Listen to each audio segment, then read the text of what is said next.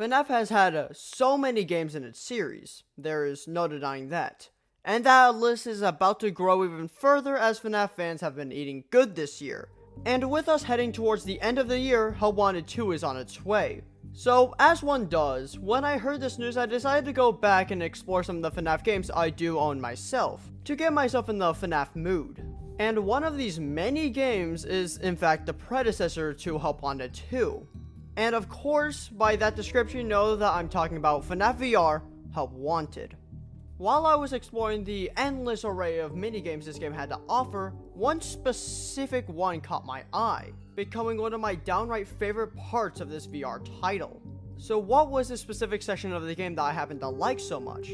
That being Vent Repair, specifically Ennard's half of this section. Now, Vent Repair doesn't really get much traction, especially when compared to the other section the game has to offer, let alone the entire franchise. This section only has 2 nights, and Mango's half isn't all that good, all things considered. Ennard's, on the other hand, their half of the section is so criminally underrated, especially considering what it brings to the table. And hopefully in this video, I can prove to you why that is.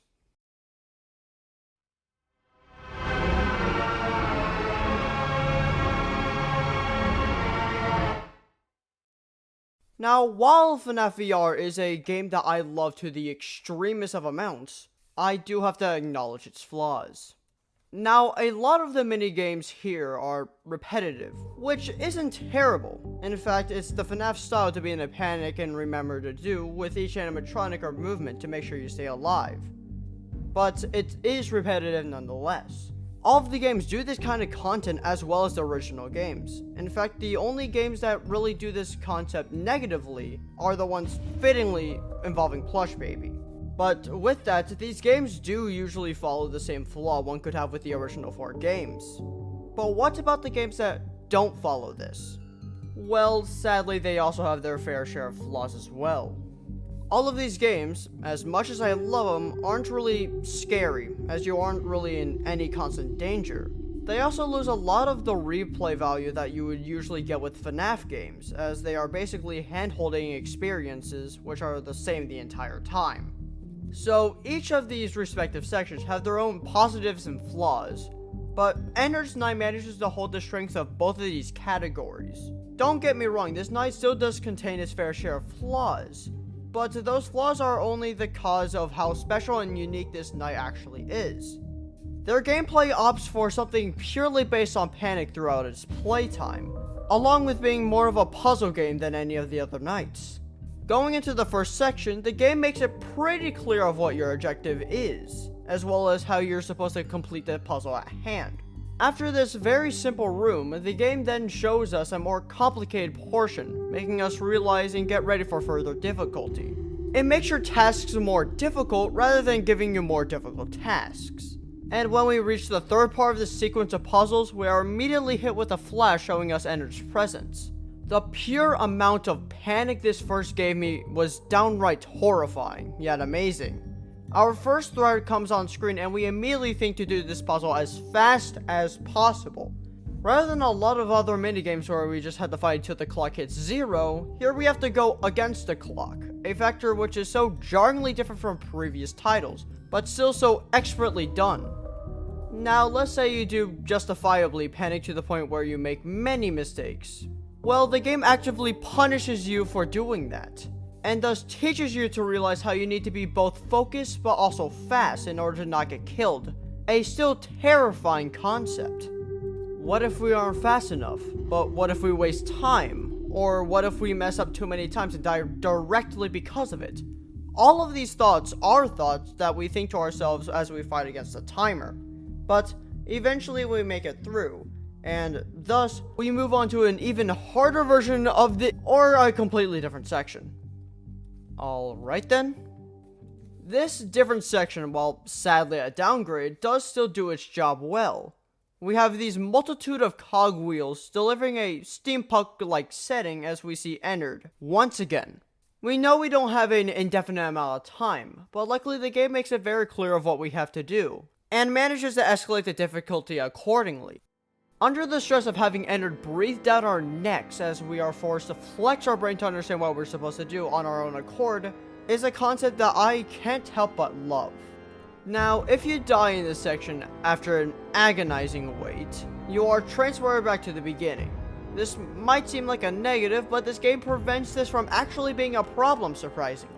At any time when you die and are sent back to the elevator, you are able to make the elevator go down faster until you get past the points you have experienced. This allows for all the dread you are meant to experience on your first players to be a part of the game, without making that supposed to be dreadful section become annoying. Being able to prevent something from being an agonizing wait time is something the FNAF franchise usually fails to do. Thus, this makes our experience even more enjoyable as we don't have to wait through an agonizing wait time to get back to the gameplay. And when we return to the first puzzle, we realize that the chords have shifted, making the puzzle different. Not only does this add more panic for those who somehow manage to memorize it, but still gives an uncanny feeling to people who haven't memorized it. It also makes this night able to have some replay value to add to it. When we finally finish the cogwheel puzzle, we enter the boiler room, our final section. But yeah, I don't really have much to talk about this section specifically. But that doesn't mean there isn't more to talk about, because as you might know, to accompany the plentiful amount of minigames, these said minigames also have themselves a nightmare variant, and Ennard has one of the greatest. Most of these nightmare variants don't really have anything unique or special, but instead a epilepsy filter to make a weird perception and call it a day. This is usually super underwhelming, as it kind of feels like a cheap way to make the game harder without the devs having to put in much work. But Ennard is one of the few exceptions who gets special treatment. At first, you would think the gimmick is just that everything is upside down, which, while being a cool and unique visual gimmick, a gimmick that certainly had a lot more effort put into it, but that's pretty much all there is to praise. But when we start our first puzzle, we get to realize that things are so much worse. And I mean that in a good way.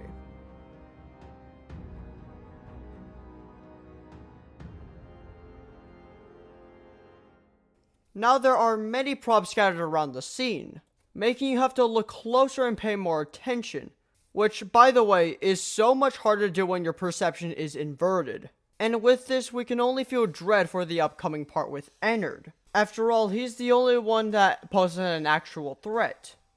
Or at least that's what we thought.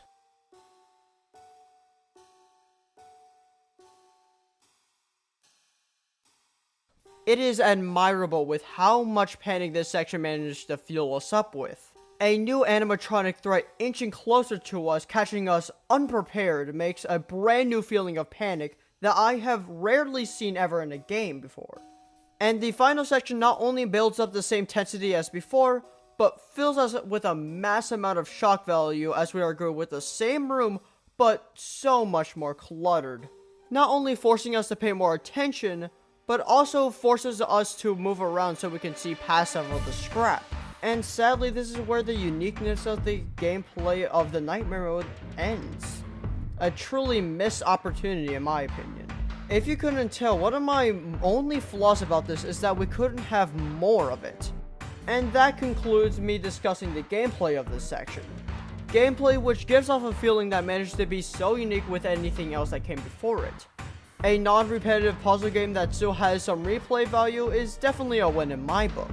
Honestly, this night and its gameplay just has good feelings overall. So how about I dive deeper into that fact?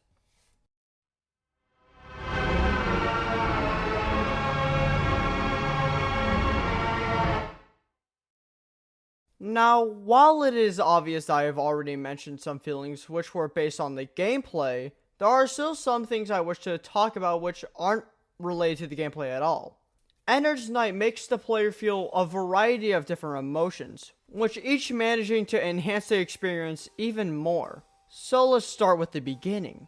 As soon as we are brought into this night, we are met with a box surrounding us from all sides. The only reason we are able to see outside is with the availability of 3 windows. we can see that the outside setting is a much more roomy pizza place, especially when considering our current circumstances. These two contrasting settings manages to make us feel even more claustrophobic, with this comparison giving us a reference, allowing us to realize how trapped we are in this tiny little metal box. And with this tight metal box, we can only fear with what will happen when Ender gets to us. This claustrophobia only gets worse as the night continues, with us going down and the windows from before closing, making us feel much more entrapped than we originally were. And with this terrifying circumstance, the announcer can't help themselves but bring it up. But hey, luckily they at least give us some words to calm us down. Welcome to Circus Baby's Entertainment and Rental. It has been 0 days since last incident. Emergency ventilation repairs may be necessary to reach the boiler room on sub-basement G. We apologize for the claustrophobic accommodations of the secondary service elevator, but the comfort of the main elevator is well above your pay grade. Now, let's get to... And what is terrifyingly remarkable is that this claustrophobia managed to make every separate section all the more terrifying in their own unique style. However, it does give an overall effect as well. This claustrophobic space makes us feel so vulnerable as we are forced to interact with each different puzzle. Honestly, if it wasn't for this claustrophobic setting, as well as its feeling, I don't think this section would have been nearly as impactful as it was. But let's say you got used to this claustrophobia before you tried out this mode's nightmare variant. Then I hope you're ready for some new feelings entirely. Not only are you rendered pretty much dumbfounded with the inverted perspective, but the entire area is decorated with discarded floating animatronic parts, which can be a bit too close at times, which certainly adds a lot of anxiety. But still, in both versions we inevitably have to leave our, while claustrophobic, is still somewhat safe and calm setting, for one that feels much more hostile. As we head into the descent of the void, which is the elevator shaft, we get to partake in a numerous amount of dread. And this feeling of an endless descent certainly builds up our worry. And when this elevator finally comes to a halt, we feel a sense of relief, but also one of dread. However, regardless of any circumstance, when we do come to a screeching halt, we are met with a charming, nice soundtrack. In fact, it's the same melody that originates from the original sister location, as well as the announcement voice accompanying it. A notable feeling this night gives off is how much the section actually feels just like a better sister location. Sister location has had its minigames, but they felt just like basic tutorials for things that really didn't exist. But this game has slight tutorials for its puzzles to make the progression of difficulty feel more challenging, but without making it feel like an unfair spike. Having to go back to the start of the night in the original title felt purely time wasting, as it felt incredibly draining. And I have already went into full detail on how Ender's Night prevents this. The weird, unnatural repetitiveness of sister location is not present, as each minigame feels purely unique and challenging, and not at all annoyingly repetitive. When you finish the first set of puzzles this game has to offer, your relief is short-lived, as Ender comes to give you a shockingly well-placed jump scare in terms of timing. This jump scare takes full advantage of the relieving feeling that you currently have, as well as fully playing into the feeling of claustrophobia. And speaking of jump scares, do you remember when I skipped over the boiler room section since it didn't really generate anything worth talking about? Well, luckily this section isn't all bland as you first thought, as when we gain access to the final window this section has to offer, all we have to do is hit one button to finish the level. And when hitting this set button, we are given the chance to hear an agonizing screech from Ennard. We rarely ever get to kill an animatronic in this series, so of course doing it here has a plentiful amount of feelings regarding it. One very common feeling when you first experience this is a sense of shock. Again, we rarely get to kill an animatronic, so to do it here with an agonizing screech accompanying it certainly catches us off guard, as we are pretty much dumbfounded that it actually happened. But this scene has more than this one feeling alone, as let's say you take many deaths while trying to do this section. Well, this screech then makes you feel gratified, as you get to have payback for Ennard, making a pretty cathartic end. And this is pretty much certain with how long this section actually is, and with the difficulty, and we get to gain a certain hatred for Ennard, making this cathartic end feel even more deserved. Now, you might not expect the section to generate anything new when it comes to the Knight's Hard Mode variant, but you would be dead wrong. And I say that because it's implied that you die in this night by Ennard after he decides to kill you instead for trying to burn him alive.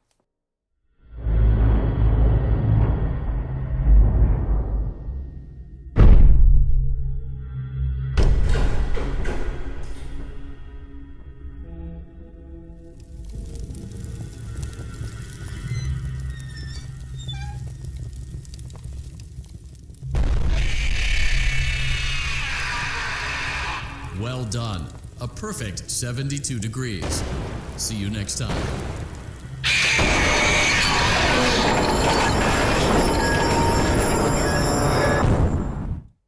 Ah, just what I love. Terrifying subversion. Okay, so now that you've seen it, let's dive into why I love this so much. Well, for starters, no other night modes have a differing script like this. The only times you could really argue this was the case was in the Night 5s and Pizza Party, but those are more like different games than just a different version of a previous title. The only really subversion of this night was the second wire puzzle, but even then it feels almost obsolete as you don't really die to this section that often. Thus, this isn't just a shock in terms of this night, which followed the same script thus far, but this is something entirely new when taking into account the entire game. And thus, everything I feel I wish to discuss and analyze about this criminally underrated installment has came to a close.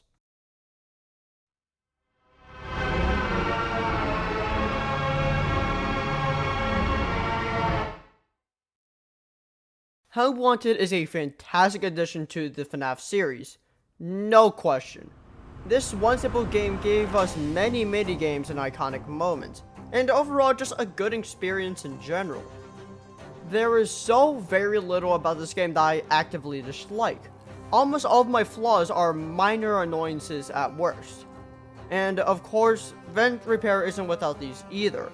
If anything, it has more than most of the other mini-games. However, I don't mind this fact at all. With how much this game feels different and unique compared to the previous games, it feels like its strength outweighs its flaws. This night feels like everything Sister Location wanted to be rather than what being Sister Location actually was. Many people awaiting Help Wanted 2 hope that that game will have many mini-games which parallel Parts and Service. But for me, I just hope we get more of this greatness.